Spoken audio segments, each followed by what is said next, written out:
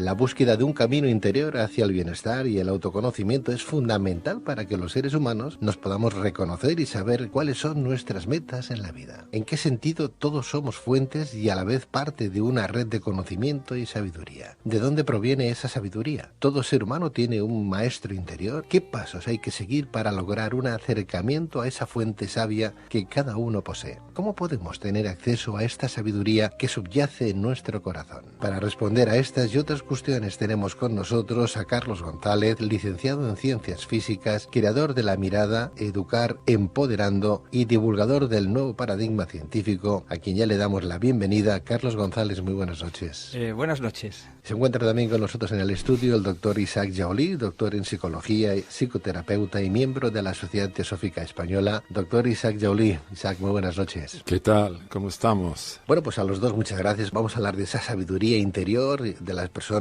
y cómo acceder a ella, cómo podemos ser parte con conocimiento de ese conocimiento, valga la redundancia, que todos tenemos, ¿no? Decir que de acuerdo a la sabiduría antigua, el hombre es un ser divino aprisionado en una cárcel de carne. ¿Estáis de acuerdo con esta apreciación que se ha leído y hemos comentado alguna que otra vez en este programa? Bueno, yo desde mi perspectiva de eliminar autoridades, ¿no? Prefiero, en vez de hablar de un ser divino, hablar del ser, para no crear jerarquías entre el ser humano y el ser divino, ¿no? En la metáfora cristiana, pues el hijo no puede ser inferior al padre. Entonces, esta terminología que hemos empleado, ¿no?, de divino, está cargado de autoridades. Entonces, si la sabiduría tiene que ser propia, fresca, que viene de ti, habría que ir trascendiendo estas palabras, ¿no?, y poner otras hasta que las subamos de octavas para quitar esa jerarquía a la palabra divinidad. Es decir, ¿quién aguantaría un padre que fuese divino? Un padre físico, ¿no? Entonces, para llegar a esa sabiduría interior hay que trascender esta autoridad que hay en todo tipo de conocimiento. La esencia de nuestra naturaleza es eterna. Podemos usar la palabra divina o no, es lo de menos. Se utiliza la terminología, el lenguaje humano que tenemos muy complicado porque es dual. Y casi para hablar de la unidad de vida, el usar una dualidad no es tan simple. O sea, nuestro mismo lenguaje limita los conceptos. Podemos llamarlo divino, eterno, infinita. Lo que sí podemos decir es que aquello que está en nosotros, ese ser, ese aspecto, porque llamarle ser a algo podemos antropoformizarlo, es una especie de esencia eterna que subyace en el corazón de todos los seres humanos, es la fuente verdadera, es lo que verdaderamente somos. La estructura que utiliza, vamos a llamarlo así, me baso en las tradiciones antiguas, es el medio que se vale para experimentar y expresarse en las diferentes dimensiones de este universo. Y es el medio también para aprender las lecciones necesarias e ir despertando hacia esa conexión con lo que realmente somos. No somos una personalidad o un cuerpo con un alma. Somos un alma que utiliza, o una eternidad que utiliza un medio material para expresarse, para aprender, para dar pasos y crecer. El Maestro Jesús pronunció las siguientes palabras: vosotros sois el templo del Dios vivo. Y en otro versículo podemos leer como Jesús dijo lo siguiente: dioses sois y no os dais cuenta. Carlos, ¿existe un conocimiento universal al que todos podemos tener acceso? ¿En qué sentido todos somos fuentes y a la vez parte de una red de conocimiento y sabiduría? Fíjate que tenemos que vernos como un ser, y la misma palabra ser humano, si la sentimos en profundidad, nos da la clave. O sea, no es el ser y el humano, es ser humano. Es decir, el humano es una parte de nuestro ser que no se reconoce como ser hasta ahora, ¿no? Y estos paradigmas van a cambiarlo. Entonces, respecto a la pregunta que me has dicho, imagínate decir un conocimiento universal. Es como hablar de Internet. No tiene sentido en nuestro ordenador bajar todo el Internet. No tiene sentido acceder a todo el conocimiento universal desde nuestra mente de seres humanos, ¿no? Entonces, la sabiduría es muy importante. Hay una primera puerta a la sabiduría que es saber seleccionar. La sabiduría es saber seleccionar, de no saberse perder para acceder a tu propia sabiduría, podríamos decir, ¿no? Lo mismo que ocurre en Internet. Puedes empezar a navegar y no encuentras nada, te pierdes por todas partes. Internet funciona bien cuando tú tienes claro lo que buscas. Y entonces tu propia sabiduría aparece cuando tú pones la frase adecuada en el Google. Entonces ya tenemos un Google interno, un intranet, y todo el conocimiento del nuevo paradigma, todo lo que es la red y el Internet, es una metáfora espiritual de todo eso. En el nuevo paradigma, si queremos saber de nosotros, debemos empezar copiando esas palabras, ¿no? Porque yo las veo más libres de autoridad. Entonces, en Internet estás más libre, pero si no tienes discernimiento, estás perdido. El gran cambio de la humanidad ahora del nuevo paradigma es que el discernimiento no esté en manos de autoridades científicas, espirituales, religiosas, de todo tipo, ¿no? Sino que el discernimiento esté en tus manos. Y eso solo es posible llevando a la educación el autoconocimiento. pero un autoconocimiento nuevo, del nuevo paradigma, porque el autoconocimiento, como se entiende en las tradiciones, es para unos cuantos, ¿no? Hay que generar un nuevo autoconocimiento que no sea para unos cuantos, sino que sea para todos, que se pueda disfrutar en el colegio, que cuando te insulten puedas llegar a decir, qué curioso que me han insultado, ¿por qué será? O sea que bajo estos planteamientos consideráis que los seres humanos estamos unidos más allá del tiempo y de la muerte por una conciencia que nos une a todos. Yo recuerdo bien las palabras de Pablo que decía, nosotros emanamos de aquello, o de Dios, él dice Dios, o aquello, vivimos en él y a él volvemos. O sea, es como si fuera un caldo eterno en donde estamos inmersos, todos, toda la naturaleza, todo el universo, y en ese medio nosotros nos movemos. La ciencia ahora, sobre todo la física cuántica, va mucho por la línea del concepto de unidad, de esa red que a todos nos contiene, que es el mismo concepto que ya en la antigüedad se mencionaba hace 3 o 4 mil años en los Vedas. Para mí es importante ese bagaje de conocimiento. Lo que ahora se está desarrollando es importante, pero no se hubiera desarrollado sin ese, vamos a decir, medio que ahora tenemos para poder encontrar nuevas visiones, como el caso de la física cuántica o de otros nuevos paradigmas que están surgiendo. Pero todos tienen su origen en esa fuente, no una fuente determinada, en una fuente única de la que después todos han bebido. El concepto de unidad de vida, lo que ahora una gran parte como David Bohm, Rupert Sheldrake y otros científicos han desarrollado teorías y conceptos y nuevas hipótesis, parte de esa misma fuente. La importancia es de saber sin apegarse, ser capaz de tener, como dices, discernimiento y escoger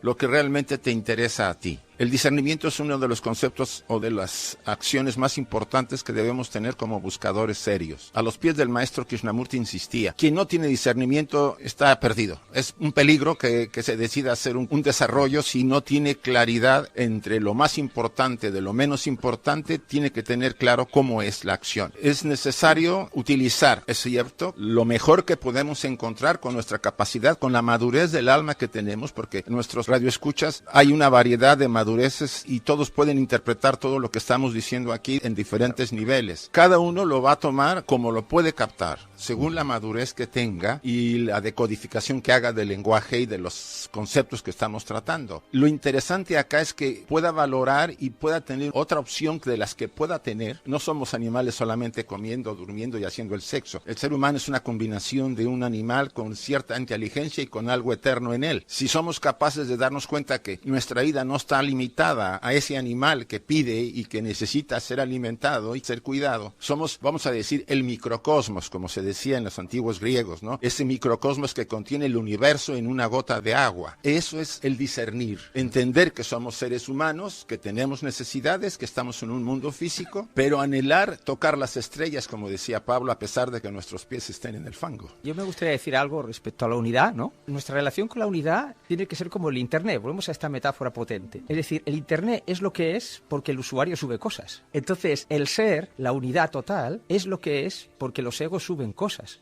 O sea, yo no soy partidario de pensar que aquí hay un ego que va a una escuela a aprender. No, ese ego está experimentando y envía sus enseñanzas al resto del ser, al ser que no es humano. Entonces, fijaos cómo otra vez la metáfora de Internet es perfecta. Oye, ¿cuánto sabe el Internet? Y no te das cuenta que sabe porque todo el mundo subimos. Yo pienso que nuestra relación con el ser tiene que ser bidireccional, exactamente igual que el Internet. Ese es el gran cambio del ser humano. El ser humano empoderado es reconocerse como parte del ser, no inferior. Cuando hablas que debemos ser creadores de nuestro propio conocimiento, ¿estás hablando utilizando esa misma metáfora? Efectivamente, es perfecto, muy bien, porque fíjate, tú ahora quieres investigar algo y tú vas cogiendo trozos de Internet y además tu propia intuición y con ello vas generando tu propio conocimiento. Imagínate cuando las escuelas hagamos esto. Por cierto, ya en algunas está empezando a hacer. Buscar nuestra propia sabiduría comienza por saber lo de sabio que hay en nuestro entorno. Isaac, ¿qué es lo que limita al ser humano a poder acceder a sus propias capacidades divinas? La estructura de la personalidad es una estructura que tiene determinadas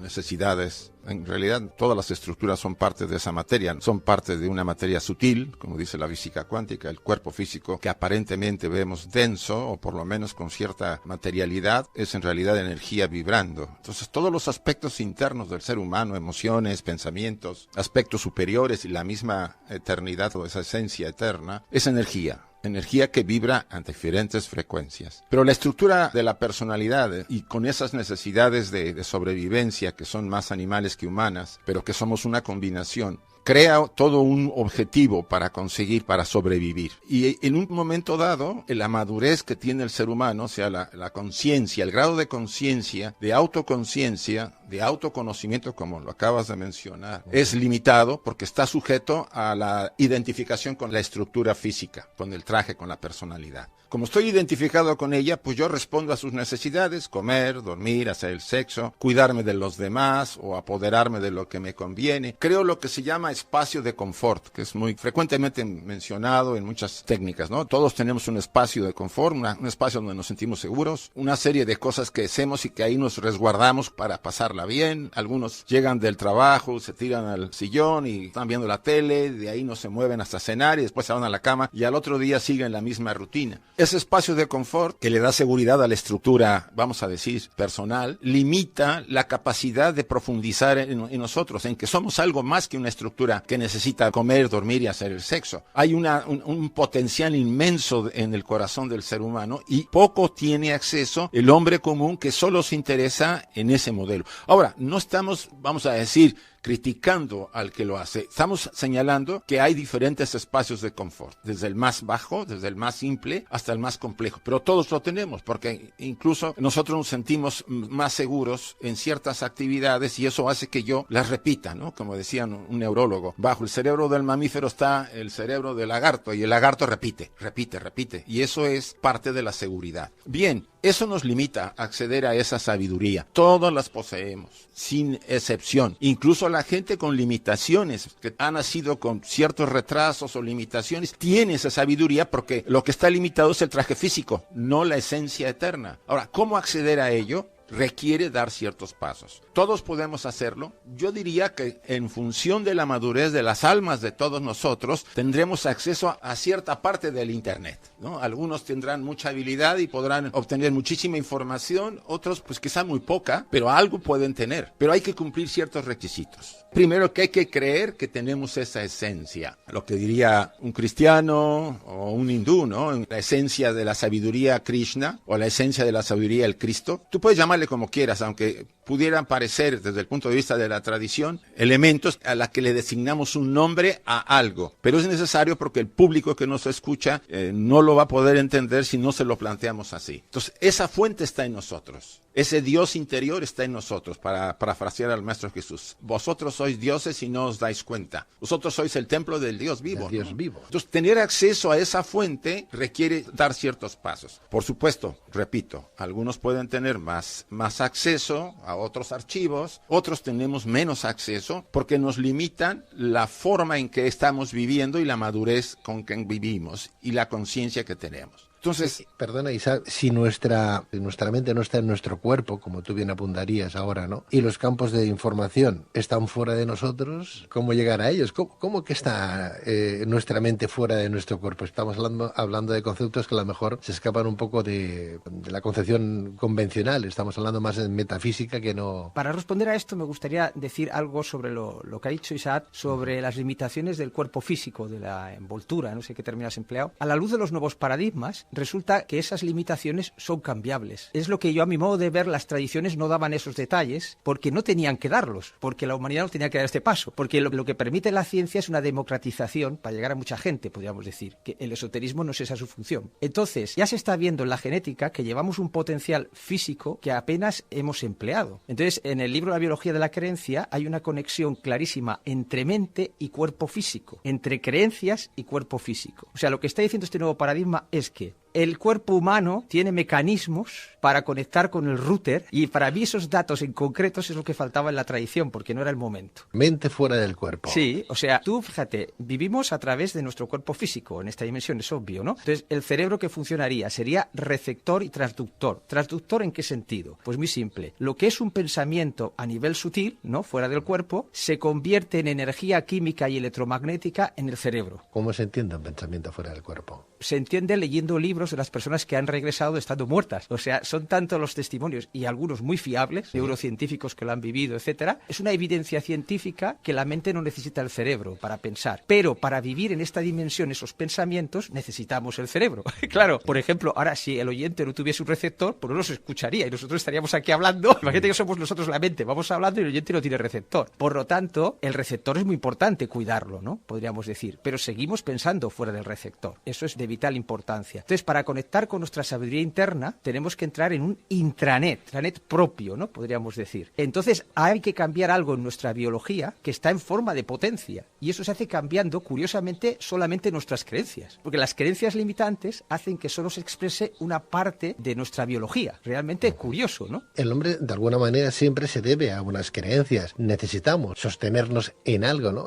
Sí, pero que las creencias no les cedas el poder. Las creencias es un lugar donde experimentar los pensamientos. Si no tuviésemos creencias comunes, no podríamos construir nada en común, ¿no? No hay que confundir las creencias con la verdad. El cientifismo, que es lo más imperante en este momento, ¿no? Confunde las creencias, o sea, las teorías científicas son creencias, porque si no, no cambiaría. Pero esto no se explica en la facultad, es una lástima, o los colegios de primaria. Y para dejar a los alumnos que es una teoría, es muy importante dar contraste de vez en cuando con otra teoría. El profesor no se tiene que decantar. Decir, oye, mira, pensando en esta caja, explicamos esto. Pensando en la otra, explicamos lo otro. Esto en la física cuántica está muy claro. Para explicar la luz necesita dos teorías. Verla como ondas y verla como partículas. Por lo tanto, en la mente del físico al menos tendría que estar la evidencia de que no está describiendo la verdad, sino algo mejor que la verdad. Las metáforas. O sea, si tú conocieses toda la verdad, no podrías crear nueva verdad. Vivimos bajo hipótesis. No hipótesis. Las creencias es algo maravilloso, siempre y cuando no les cedas tu identidad. Si tú te identificas solamente como cristiano, ¿cómo vas a dialogar con otros que se identifican solo como musulmanes? Es un problema de identidad. A mi modo de ver, hay dos principios básicos que dominan al ser humano en dualidad, ¿no? Que es el principio de autoridad, no poder conectar con su intranet, porque la dualidad lo impide a través de sus creencias, recurre a autoridades que le expliquen todo, la religión, la ciencia, etc. Y no puede cambiar una tilde el usuario, ¿lo ves? En cambio en internet tú puedes cambiar cosas. Wikipedia, por ejemplo. Entonces ese sería el principio de autoridad, que es como hemos sido educados en todos los pueblos de la Tierra. Y luego el principio de delegación de la identidad. Como no sabemos quiénes somos porque no hemos conectado con nuestro ser interior, como seres humanos, empoderarse sería conectar con ese ser interior. Y cuando lo hemos intentado, lo hemos hecho a través de autoridades. Claro, ya es una limitación muy importante. Entonces, el principio de delegación de la identidad hace que pongamos nuestra identidad en las creencias. Entonces, el fin último de un cristiano o de un musulmán es abandonar el adjetivo. Consume tu creencia como cristiano y como musulmán, que es el adjetivo yo soy cristiano, y cuando has consumido el adjetivo, entonces entras al yo soy con la experiencia de ser cristiano y el otro con la experiencia de ser musulmán. En pocas palabras, esas creencias son las que nos proporcionan experiencias al pensar dentro de ellas. Y es la que hace rico a nuestro ser, más allá del ser humano. Por lo tanto, necesitamos las creencias, pero tengamos en cuenta estos dos principios. Está muy bien lo que acabas de decir, siempre y cuando no nos quedemos apoyándonos en esas creencias. Es el problema del dogmatismo. Claro, ¿no? Estamos hablando de discernimiento.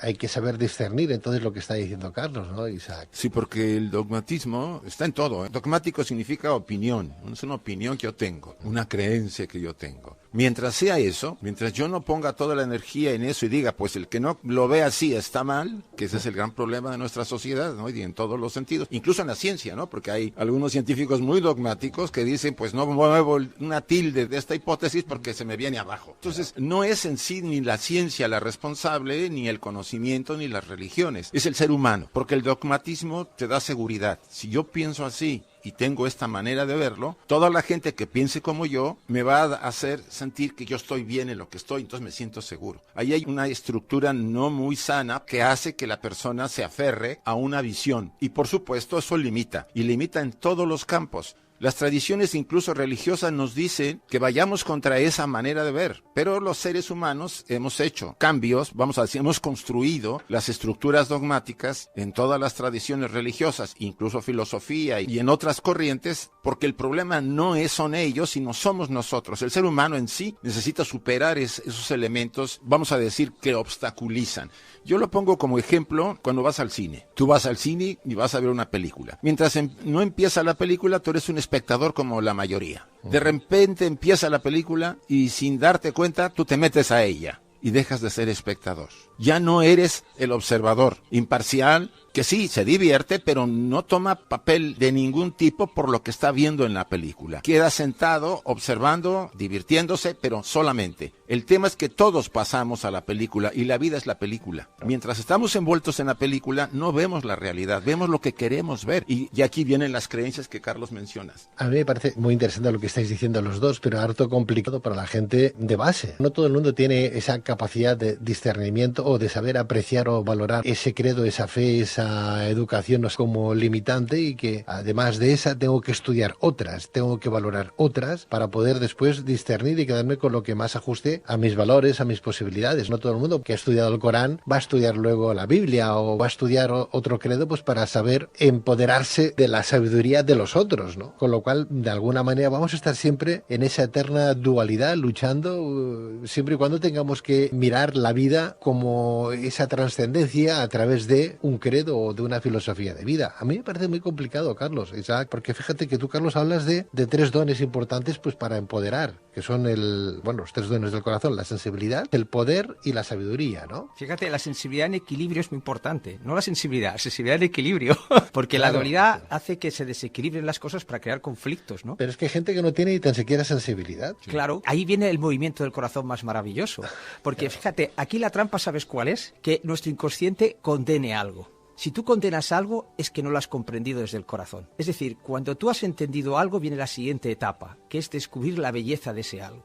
No hemos comprendido algo si no hemos descubierto la belleza que esconde. A mí me gusta esta frase: en la dualidad, el amor juega al escondite entre el bien y el mal. Hablamos de esos versículos, ¿no? Vosotros sois el templo de Dios vivo, dicho por el Maestro Jesús, o bien el otro versículo que decía: dioses sois y no os dais cuenta, que nosotros todos somos dioses. Hay mucho cristiano y mucho católico que ha dicho: pero qué barbaridad están diciendo estos herejes. Claro, uno piensa, bueno, una barbaridad, a lo mejor eres tú que no has leído la Biblia, no te has documentado de la fe que tú tienes, te falta mucho por conocer, porque sabrías que en Salmos 82:6 y en Juan 10:34 aparecen esos conceptos dicho por el Maestro. Hay mucha gente que se rasga las vestiduras y yo a veces pienso, ¿y por qué? Porque no saben, porque falta conocimiento. ¿Dónde está entonces el empoderamiento ahí? ¿Cómo se puede decirle a alguien? Intenta reflexionar, ¿no? Discernir lo que estamos diciendo, ¿no? Y comentando esta noche. Pues, ¿cómo se llega a ese concepto, a esa tesitura? Fíjate que en la dualidad tanto el bien como el mal manipulan. En ese propósito que tú has dicho hay una manipulación sutil, es decir, cómo ayudo, empujo a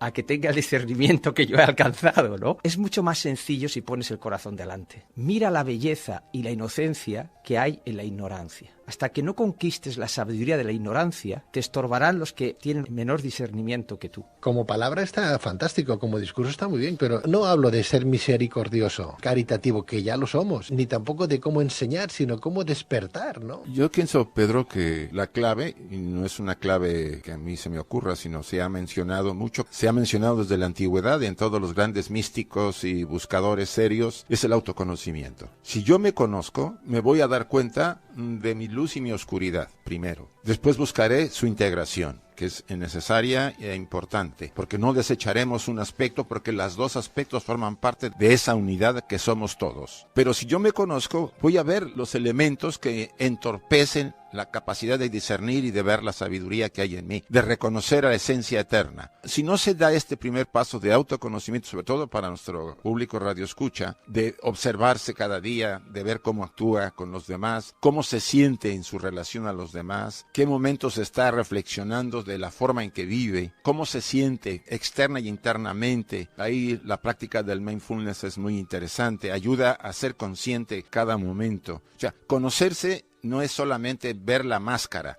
es atrás de la máscara, ¿qué hay atrás de lo que nosotros exhibimos y mostramos a todos? Eso nos va a dar un elemento importante. ¿Qué riqueza hay? ¿Qué capacidad tengo yo de hurgar en mi naturaleza profunda? ¿Qué puedo, vamos a decir, equilibrar? Los pasos para equilibrar, para traer la serenidad, la paz interior, porque sin eso no podemos acceder a la fuente de sabiduría. Si la mente no está serena y tranquila, como un lago cuando ni una onda se produce, solamente así se puede reflejar lo eterno en nosotros, en nuestra conciencia. Llegar a eso todos tenemos la capacidad, seamos muy maduros o no tan maduros, porque son procesos que se pueden, vamos a decir, generar en cada día con cierto grado de atención, con una convicción. Eso sí, se tiene que tener una convicción profunda en que tengo que acceder a esa fuente, pero eso me va a cambiar la vida, porque el autoconocimiento va a decirme, tú tienes que mejorar en este aspecto, tienes que reducir esta forma de actuar con la ira. O sea, voy desarrollando un equilibrio interior. No se trata de desechar nada. A la parte sombría, tú lo sabes, no se le reprime, se le integra.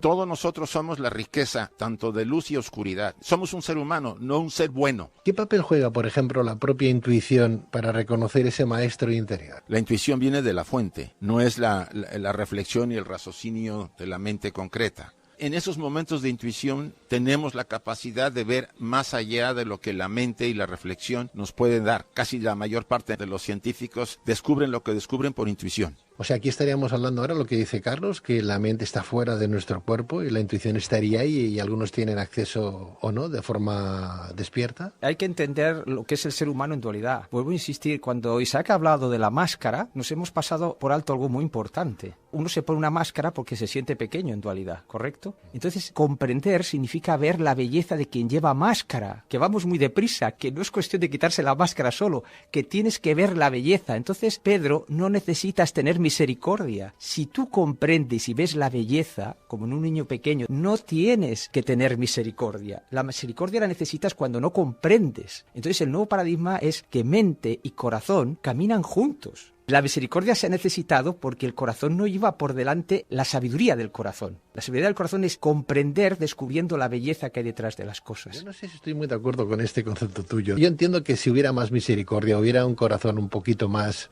lleno de amor, seríamos diferentes, viviríamos otros planteamientos, no habría tanta dualidad, ni habría tantos credos ni religiones, no habría medio mundo que se muere de hambre, no tendríamos esos informativos. Quiero decir que está bien el discurso de uno y del otro, de vosotros dos, ¿no? A mí me gustaría que pudiéramos llegar a profundizar de algo que pudiéramos llegar a tocar un poquito más de cara a nuestro público, ¿no? Porque por esa regla de 3, si misericordia es porque me falta ese conocimiento, entonces estoy hablando más o menos de lo mismo cuando hablo de caridad, ¿no? Que no voy contra eso, Pedro, que no.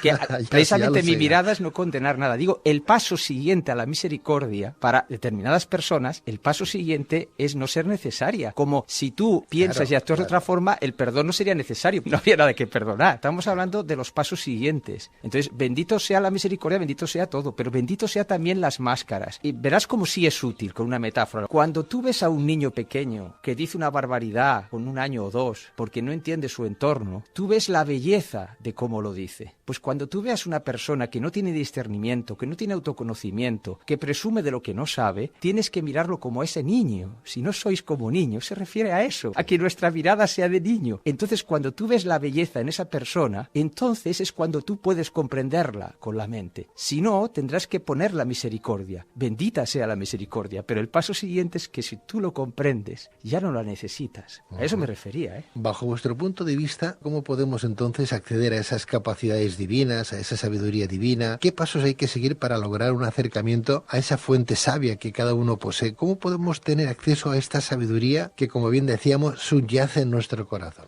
Hay varias formas de, vamos a decir, de acceder a esa fuente. Por supuesto, en la mayor parte de los casos de los buscadores que llevan años haciendo trabajo interno para poder acceder, pues no entraríamos, sobre todo para nuestro público radioescucha. Vamos a tratar de sugerir algunos pequeños pasos que pueden ayudarles. Yo no digo que sean la solución, pero pueden ayudarles a tener acceso a algo más que la estructura personal. Una primera parte es tener una convicción de que mi esencia es sabia, que hay un maestro interior, como dijeran en la India, ¿no? El instructor verdadero que está en mí. Eso es importante, tener esa convicción y una expectativa de que puedo entrar en contacto con ese ser, con esa parte mía interior, esa sabiduría. Puedo tener acceso a ella. Este impulso de acercarme a ese aspecto, la mente hace mucho trabajo y puede derribar ciertos obstáculos que pudiera haber en las estructuras del inconsciente. Después puedo yo tener momentos de reflexión, vamos a decir de soledad. Es importante estar conmigo mismo, darme mi espacio cada día para reflexionar cómo estoy haciendo las cosas cada día, qué cosas van por aspectos positivos, qué cosas van un poco desequilibrantes, verme más a mí mismo, conocerme más. También se súper recomienda la meditación. No la tradicional meditación solo de sentarte por las mañanas, sino aquella meditación de atención constante, desde el momento en que despiertas hasta que te vas a la cama, e incluso sigue después de dormir esa atención, la atención constante, la recordación, una permanente atención. Yo siempre, ahora sí que como psicólogo, recomiendo mucho en algunas técnicas que se utilizan para trabajos con algún tema, tener un diálogo interno. Yo he escogido ahorita una frase que se me ocurrió para dirigirme a ese aspecto. Por ejemplo, yo sé que estás ahí y quiero conocerte y ponerte atención. Por favor, comienza a guiar mi vida.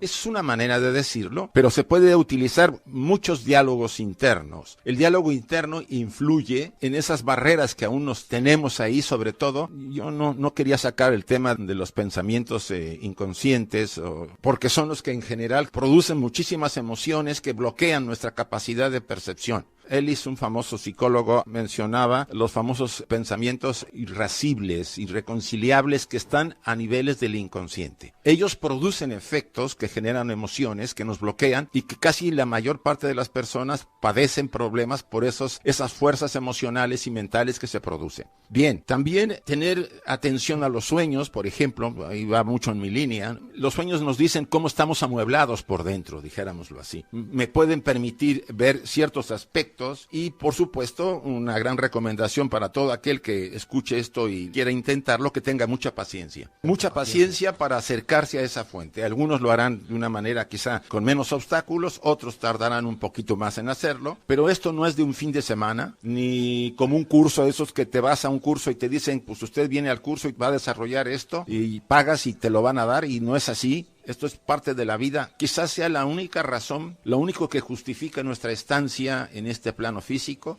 el descubrir quiénes somos, para qué estamos aquí, qué objeto tiene nuestra estancia en este plano. Y el que busca va a encontrar una respuesta. Si es capaz de mantener ese foco, de perseverar, de no darse por vencido, de insistir en tener ese acceso a esa fuente. Incluso, insisto, no necesariamente el que ya tiene experiencia en el campo de la búsqueda interior o el que se está desarrollando, esos grandes meditadores. No, le hablo a la persona, al hombre que está escuchándonos, al ser humano, al radioescucha de cada día, que quiere tener acceso a algo más que la literatura que le llega o las opiniones de las televisiones. Ya, la fuente del conocimiento lo tenemos todos. Entiendo yo que tiene que haber un diálogo, ¿no? Interno, ¿no? ¿Qué diálogo, qué tipo de diálogo, Carlos, por ejemplo, hay que establecer? Porque hay personas que dicen, no, tú vas a la iglesia, no, yo voy a la iglesia y voy a rezar y voy a orar y lo único que hacen cuando llegan es ponerse a rodillas y empiezan a rezar un Padre Nuestro, una Ave María y tal, o a pedir, que siempre vamos a pedir, nunca vamos a dar. Pero rezar o orar es rezar un Padre Nuestro, ¿no? O una Ave María, que está muy bien, pero entiendo que rezar o el orar hay otro diálogo, hay que hablar, ¿no?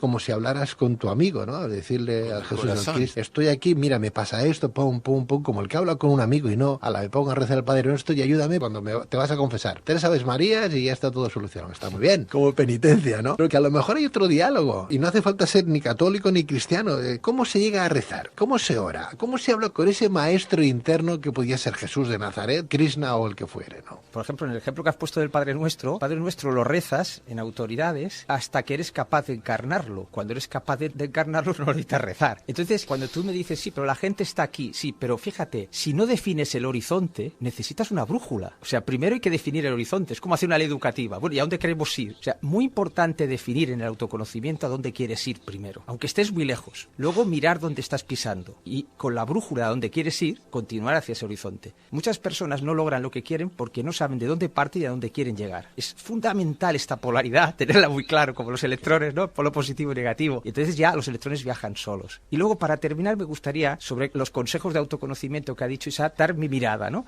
Para hacer ese autoconocimiento autónomo de autoridades, ¿no? Yo recomiendo la sabiduría de las edades, ¿no? En el sentido siguiente: coge la sabiduría del gestante para cuando tú tengas que recibir pasivamente un conocimiento de tu interior. ¿Lo ves? Pasivamente entre comillas, porque el gestante recibe el alimento de la madre, pero no está pasivo en su crecimiento, porque va creciendo dentro de la madre. Entonces, hay momentos que básicamente es recibir. Perfecto. Hay quien piensa que esto es lo único. Estaría en esa autoridad de recibir, canalizar esto, canalizar lo otro. Luego estaría la sabiduría del niño, que consiste en ver las cosas desde la curiosidad y la inocencia, sin referentes anteriores. Un nuevo paradigma no lo puedes entender en función del antiguo. La cuántica no se puede entender en función de la física clásica. Por lo tanto, necesitas la sabiduría del niño para este nuevo conocimiento, para este nuevo autoconocimiento, estas nuevas creencias. Luego necesitas la sabiduría del adulto. Fíjate esta frase del adulto. Hijo mío, esto es lo que hay. El adulto es experto en las estructuras, es el que conserva las estructuras y las construye. Por lo tanto, necesitamos la sabiduría del adulto para construir la estructura de nuestra vida en este nuevo autoconocimiento.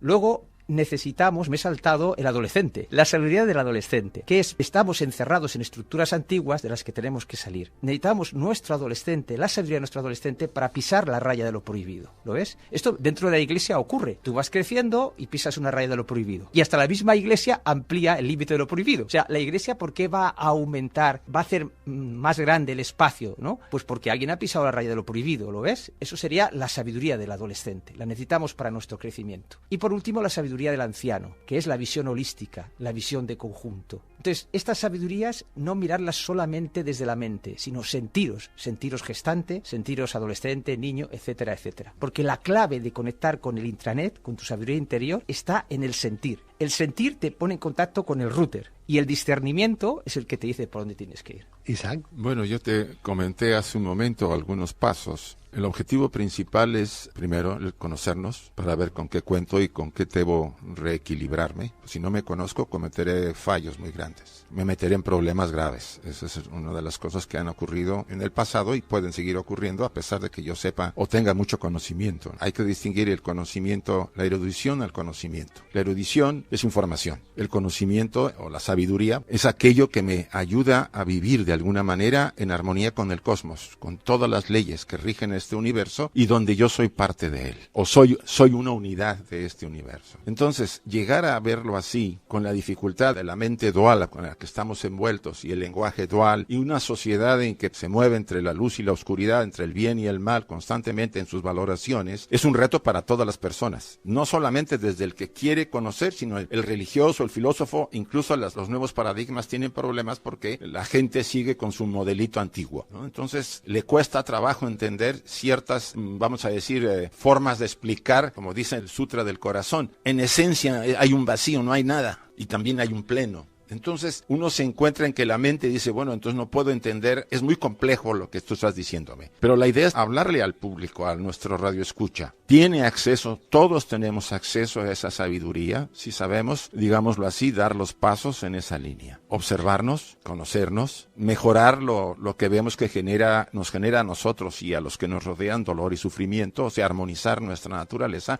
El camino medio a mí siempre me ha interesado, equilibrio. Eso me va a permitir tener acceso a otras fuentes, porque ya hay una armonía en mí. Las energías que me mueven están en paz. ¿Y qué me decís ya para finalizar de la intuición? Porque para Albert Einstein, por ejemplo, él decía que lo más valioso para él, que lo único que realmente era valioso para nosotros es la intuición. Eso lo decía Albert Einstein. ¿Todos tenemos esa intuición? ¿Es una especie de maestro interno esa intuición? Sí, la tenemos, Pedro. Es parte de nuestra naturaleza superior, de esa esencia. Los más elevados la tienen más a flor de piel. Más desarrollada. La mujer tiene mucho más activada esa parte. Ella siente más, bueno, la mujer tiene una capacidad de sensación mucho más poderosa. Ella tiene esas capacidades, incluso nace con una forma natural de intuición. Obvio, no todos las desarrollan. En el hombre, por nuestras características, la tenemos que desarrollar. No niego que hay individuos que tienen una capacidad intuitiva desde que nacen porque lo traen. El programa ya viene con la intuición. No venimos en blanco, venimos con una grabación muy poderosa y ese programa trae la intuición. Se puede desarrollar, incluso el que no la tiene tan desarrollada, ahora hay medios, formas, ciertos ejercicios, ciertos formatos para desarrollarla. Obvio, algunos lo van a hacer mejor, otros peor. Pero es una de las habilidades más importantes porque pertenecen a la esencia eterna, no a la mente y a la estructura personal. Ella se vale de la intuición. La ciencia, los científicos se han valido de ella, obvio, utilizando la reflexión y la mente para tener acceso, pero muy pocos han sido los que han logrado esto. Como Carlos también comentaba, que todo ese potencial está en nosotros, pero no está dentro de este traje finito, temporal, que se acabará algún día, porque pertenece a esa esencia eterna, que nos rodea, es como una especie de una burbuja de energía donde estamos contenidos y donde está toda esa riqueza de la que estamos hablando, que es la mente superior, la esencia eterna,